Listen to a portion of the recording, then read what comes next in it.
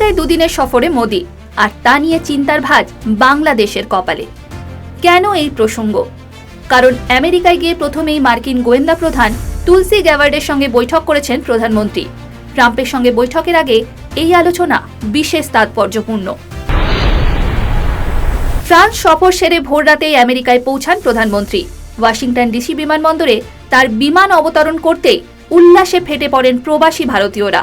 হাতে ভারতীয় পতাকা নিয়ে মোদি মোদি স্লোগান দিতে থাকেন তারা। We are so excited to be here. We have people who are on crutches and they've braved this great winter and the snow. এই সফরে মোদি উঠেছেন ব্লেয়ার হাউসে। হোয়াইট হাউসের কাছেই এই ব্লেয়ার হাউস। বিশ্বের বিভিন্ন রাষ্ট্রনায়কেরাই মার্কিন সফরে গিয়ে সেখানে থাকেন। বিমানবন্দর থেকে ওই হোটেলে যাওয়ার পথেও রাস্তার দুধারে দাঁড়িয়েছিলেন অসংখ্য ভারতীয়। তারা বন্দে মাতারাম আর মোদি মোদি ধ্বনি দিতে থাকেন।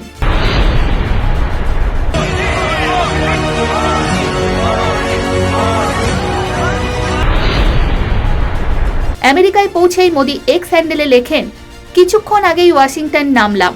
আমেরিকার প্রেসিডেন্ট ডোনাল্ড ট্রাম্পের সঙ্গে বৈঠকের জন্য মুখিয়ে আছি। এই সফরে ভারত আমেরিকার আন্তর্জাতিক ও কূটনৈতিক বোঝাপড়া আরও মজবুত হবে। মোদির সঙ্গে বৈঠকের জন্য মুখিয়ে আছেন বন্ধু ট্রাম্পও। তবে তার আগে মার্কিন গোয়েন্দা প্রধান তুলসি গ্যাবার্ডের সঙ্গে বৈঠক করেন প্রধানমন্ত্রী। তুলসি যে গোয়েন্দা প্রধান হচ্ছেন তা আগেই জানা ছিল, তবে ওই পদে তিনি শপথ নেন বুধবারই, তাই প্রথমেই তাকে শুভেচ্ছা জানান মোদি। এই তুলসি গ্যাবার্ড একজন গর্বিত হিন্দু। বাংলাদেশে যখন হিন্দু নিধন চলছিল তখন কড়া বার্তা দিয়েছিলেন তিনি। তাই তুলসির সঙ্গে মোদির এই বৈঠক বিশেষ গুরুত্বপূর্ণ। দুজনেই দুদেশের নিরাপত্তা কিভাবে বাড়ানো যায় তা নিয়ে দীর্ঘক্ষণ আলোচনা করেন।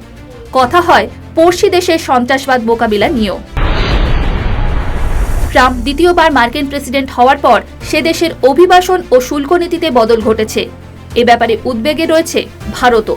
তাই বিষয়টি নিয়ে মোদির সঙ্গে কথা হবে দ্বিপাক্ষিক সম্পর্কের নানা খুঁটিনাটি নিয়েও। পারস্পরিক বন্ধুত্বের হাত ধরেই দুদেশ যে এগিয়ে যাওয়ার চেষ্টা করবে তা বলাই বাহুল্য। মোদির এই সফর নিয়ে আপনাদের কিছু বলার থাকলে লিখে জানাতে পারেন আমাদের। প্রতিবেদন পছন্দ হলে লাইক দিন, সাবস্ক্রাইব করুন আর দেখতে থাকুন বেঙ্গল ফ্যাক্টস।